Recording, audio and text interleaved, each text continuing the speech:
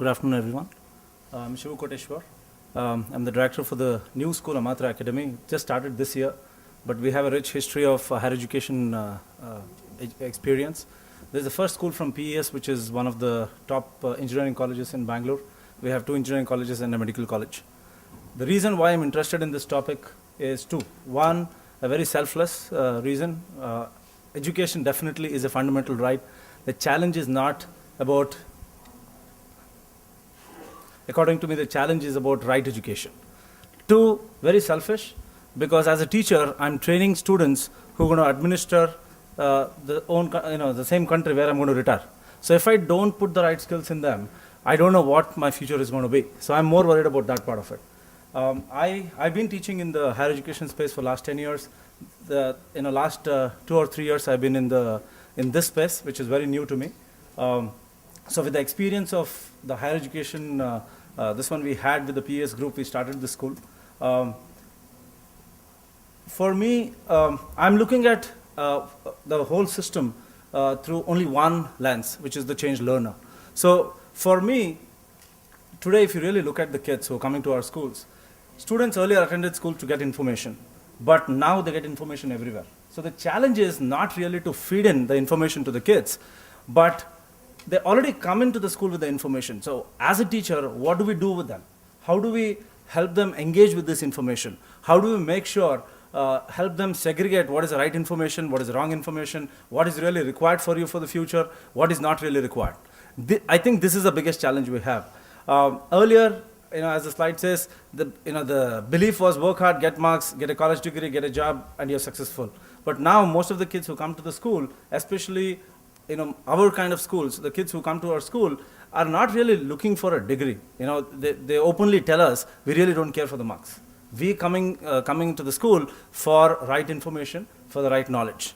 And if you really look at the 21st century kid, he's exposed to all kinds of stuff outside the school. Very, very interesting, engaging channels like internet, phones, advertising, television, iPads, etc. And suddenly you bring him to the class and do a chalk and talk kind of a presentation. He's not going to like it. And we keep talking about engagement problem and multiple other things. So the challenge is, as a teacher, how do we engage with this kind of kids? As an institution, how do we build the platform with which we can engage with this kid? So with this, what I feel is, in a schooling which is in 21st century, it's about experiential learning. It's about hearing the students. It's about embracing failures and not about straightforward standardized test. I'm a big believer in the Indian system of education. So I strongly believe most of the boards in India are very, very good. The problem is not in redefining the entire education system in India, but I think it's in the implementation. So I am concentrating only on the implementation side, and it's very, very nice to see so many changes which is happening in most of the boards, including CBSE. We are a CBSE school, and tomorrow we'll be applying for the international CBSE. So we are a hardcore Indian school. And I strongly believe the education system, the definitions of most of the stuff which is in CBSE is really, really good. The challenge, however, is in implementation. How do we train our teachers who's going to embrace these kind of changes which is happening rapidly? The 3 pictures basically just talks about the kind of learners we had, right? Initially, we had people who moved from A to B to C to C to D and D to E, which is very linear in nature. When I did my schooling, we were actually given an option to think beyond the obvious. Whenever we moved from A to B, we at least had a choice of looking at what are the different options we could go, and eventually we landed up in B itself. But today, the kids are not like that. It's a very, very matrixed world. There is it's a very organic learning. It's not about linear learning anymore. So how do we cater to these kind of kids? Do we have material? Do we have methodologies which will cater to these kind of kids is the biggest challenge. And most of the work today, most of the learning happens in group. And I think most of the schools, including the government schools, that's one thing which I've been seeing, where collaboration is one of the main things which is driving learning today. So the first challenge for us, of course, was the team formation. And we really got a good team in the first year. Of course, you need a very supportive, cooperative, and collaborative staff. But as a teacher, we are looking for somebody who is a lifelong learner, because the technology is changing very, very rapidly. the first thing I go to, most of the booths here I've been visiting, amazing technologies, amazing solutions for most of our schools. But the first thing which comes to me is, will my teacher be able to understand this? Will it be easy for him or her to adapt these kind of technologies and use it in the classroom? So it's very easy to buy this product and keep it in the classroom, but the challenge is, how do you ensure that the teachers use it? So today, a teacher is no longer a one-way communication, right? I want a teacher who's all these things, who is a completely networked teacher. I want somebody who's aware of what's happening on the internet. I'm looking at somebody who's aware of all the different ICTs which is available. I'm looking at a teacher who's completely well-versed with LMS systems and multiple other things. Where do we find teachers like that? It's very, very difficult. So the first thing we did was set up a very, very strong platform for teacher training. And that's something which is working very effectively right now, because we want experienced teachers who might not have experience in these technologies, but they are the best teachers available in these subjects. So we've hired some of these teachers, very experienced teachers, who might not know some of these things, but for every teacher we've given one young staff who is not even a teacher, but his or her job is just to create slides, work on the ICTs and other things, and give it to feed into the teacher, because we don't want to miss that experience the teacher is bringing to the school. As an organization itself, it's a very progressive organization. And today, most of the schools, I think we've talked about this, the whole school cannot say, this is what I'm going to do. Because you start off saying that, you have your core principles which will never change, but you have all these peripheral principles which you're talking about, which you might have to change with time, depending on the feedbacks you receive from parents, depending on the feedback you receive from students, depending on the feedback you receive from the teachers, you will have to change. So we're looking at a very, very progressive organization which is ready and which is acceptable when it comes to changes. And at the same time, we know our strengths. We, as an educational institute, has been always in the engineering and medical field. So when we started the school, we said we're not going to start from grade 1, because we didn't have the expertise to do that. So our school actually is only from 8th standard to 12th standard. And we very clearly, we say, this is a school for people who are focusing on science. We are a STEM education school, so anybody who's interested in science, we can give the right platform for these kids. And that is the positioning we have taken in Bangalore today. When we talk about, I found this very interesting slide on the web. Basically, it categorizes the different e-learning technologies which is there. And it's very nice to see that multimedia resources, which most of us talk about, is actually 1980 stuff. And if you really look at the whole thing, the internet, the learning objects, learning management system is 1995, which is being implemented today in India. Mobile devices, learning designs, gaming technologies, etc. Today we are in a massive open online courses. There are many, many universities. Most of the best universities in the world have actually put their entire content on the web. Content is no longer, nobody's going to pay for the content anymore, for sure. Every presentation I do, every classes I take, I completely put it on the web. And all my teachers' presentations, material, everything we put it on the web.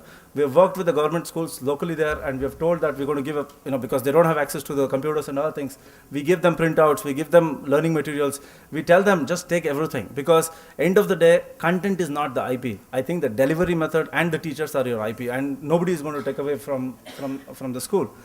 So what do we do? So things are changing very rapidly. Embracing technology is the main key. Multiple trends are coming, right? I keep attending many seminars. I visit multiple booths, and all you look at it as last year there was smart board was everywhere. Today, there is a digital pen which basically captures everything you do. Smart board has become even more smarter today. The content is already embedded in most of the smart boards which you buy. So it's again, and customized learning, as he was talking about, the content also is being delivered to the needs of the student. So the challenge is no longer the content, right? The mobiles, ebooks, personalized learning, cloud computing, most of the solutions today, the companies which are offering on the booths is about, most of the stuff is on the cloud. Nobody is going to give you a desktop version of that. Bring your own device. Most of the schools are saying, I'm not going to buy a device. I'm going to let the student decide which kind of device he's going to bring to the class, and I want the software to be sitting on each of these devices. Learning and analytics, like Khan Academy basically has the best learning analytics I've seen, game-based learning and flipped classroom, which is nothing but the Khan Academy kind of this one. So transforming everything we do. So how do we we have done a good job. How do we transform this to embrace the technology which we have? How do we take advantage of some of the latest thing which is happening here? Multiple rich representation of the same content is available. If you're a person who likes videos, it's available on the web. If you're a person who likes audio, it's available on the web. If you're a person who like activity-based learning, it's available on the web today. So the challenge is not creating this information, but challenge is to find this information and give it to the class teacher. And I think that's the biggest challenge we have. So recognizing these challenges, we have actually hired 3 people just to do that. Their job is to go to the web, find out what is available in different formats and give it to the teacher. And it's been running very effectively so far. So this is future classroom picture, which again I found on the web, which basically combines the lab, the smart board technologies, chalk and talk kind of technologies, students participating. You don't see all the students sitting, they're actually moving around. It's a very 21st century learning classroom. It will take time. It's not going to happen tomorrow, because we still believe when you do these kind of stuff, discipline is something which will get compromised a big time. So we have this good combination. So to make sure that our school also is this, my principal is from the Army school. So we said, okay, you take care of this, I will take care of the other thing. So it's working fine so far. So again, spending less time filling minds of hungry students with content by lecturing at them. I think most of the speakers have talked about this. How do we ignite their creativity? How do we fuel their imagination and problem-solving skills? Because when you talk about problem-solving skills or creative skills, the first thing they need to learn is divergent thinking.